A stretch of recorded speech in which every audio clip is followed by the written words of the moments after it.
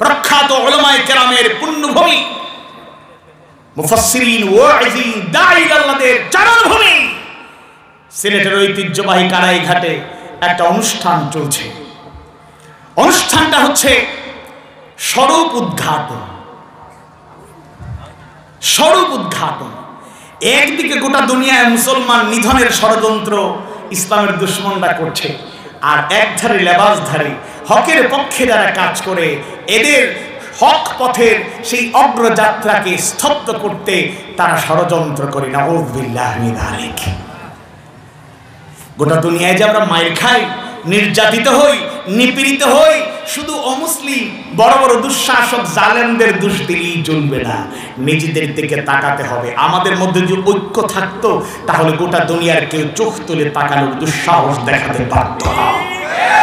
তাই আজকে স্বরূপ উদ্ঘাটনের নামে এই দিনকে জমিনে সর্বত্র কায়েমের জন্য যারা জীবন দিয়ে, রক্ত দিয়ে, খাম ছড়িয়ে প্রচেষ্টা চালিয়ে যাচ্ছে, তাদের স্বরূপ উন্মোচনের নামে মিথ্যাচার, গীবত, বক্তা, অপবাদ দেওয়ার জন্য যারা কাজ করছে, আল্লাহর কাছে একদিন তাদেরকে জবাব দিতেই হবে, দিতেই হবে, দিতেই হবে। বলেন ঠিক কিনা?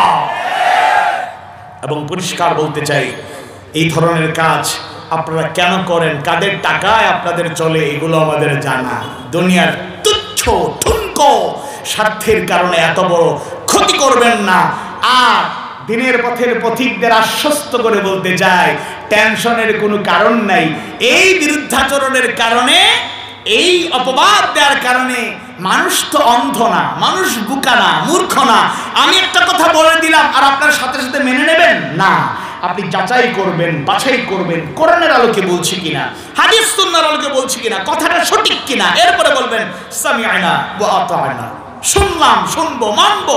কিন্তু আমি বলি আর যেই বলে কথাটা যদি সঠিক না হয় তাহলে কেউ গ্রহণ করে না। এরকম উদ্ঘাটন করতে গিয়ে এখন তাদের স্বরূপ আসলে উদ্ঘাটিত হয়ে গিয়েছে। তাদের হিংসা, প্রতিহিংসা, আপত্তি করে আচরণ মানুষের কাছে পরিষ্কার হয়েছে। এমনও অনেক লোককে আমরা দেখেছি যে এদের বিরোধিতার কারণে আমি কোরআনের তাফসীর পড়তে শুরু করলাম। তাফসীরুল কোরআন পড়তাম না, অন্যান্য তাফসীর পড়তাম। বিরুদ্ধবাদীদের বিরোধিতার কারণে তাফসীরুল কোরআন আমি পড়তে শুরু করেছি। বলে আলহামদুলিল্লাহ।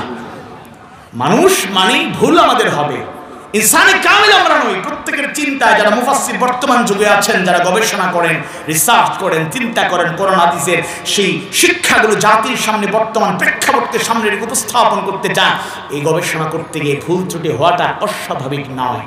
তাই তাফসীরুল কোরআনের গ্রন্থকার যিনি সৈয়দ আবুল আ'লা মওদুদী রাহিমাহুল্লাহ, তার দৃষ্টিভঙ্গি, তার কোনো কথা ভুল হতে পারে, কিন্তু এক দুইটা ভুল, যদিও এটা ভালো করে চিন্তা করলে হয়তো মনে হবে যে ভুল নয়। যদি ভুল হয়ে যায়, একটা দুইটা ভুলের কারণে, হাতে গোনা দিয়ে একটা ভুলের কারণে অধিকাংশ একজন মানুষের 99% নির্ভুল থাকতে পারে। 1%-এর কারণে তার সেই কোরআনের তাফসীরটা কি অস্বীকার করার সুযোগ আছে?